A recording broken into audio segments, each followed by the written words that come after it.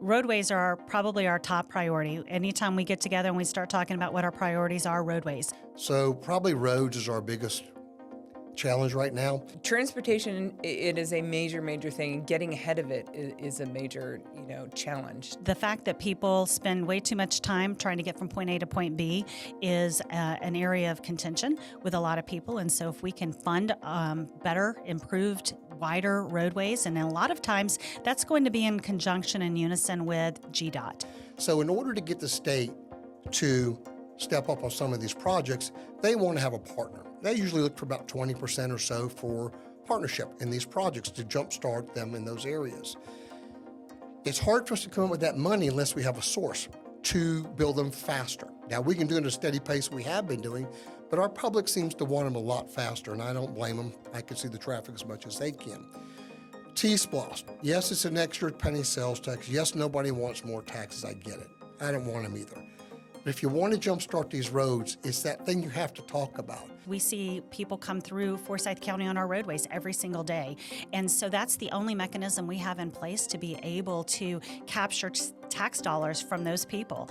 Otherwise, it falls on you and I as homeowners. And the studies that we have done, and the Chamber's done for us, show that approximately 34% of all money collected on these things come from outside people visiting our county. With those extra funds coming in, and being paid for by outsiders, it helps us collect that money, then go to the state and federal government for some matching dollars.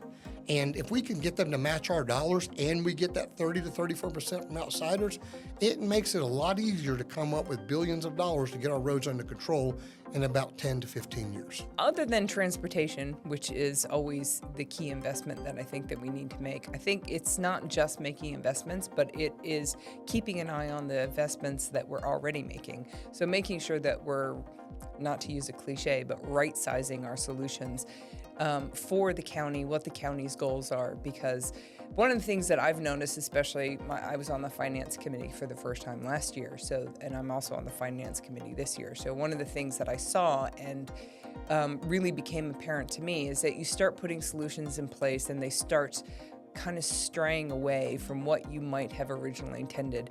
And you have to really look at things and make sure that we're spending our money in the correct way and that it's still achieving the goals that we have as a community for why we're providing these particular services or things like that. So I think not just only looking for new investments, but also to make sure that we are constantly reevaluating our existing investments and making sure that we are investing well and correctly. With the growth that we've experienced in the past, and we have really put an eye over the last several years towards trying to get a better balance of the type of growth that we're getting. We've, moved towards larger lots and a little less density and intensity, really trying to make sure that we've got things in place so that we grow the way people want to grow and that we leave, again, as I said, we leave that door open for commercial to have a safe landing place. We really need to focus on our commercial digest and really building out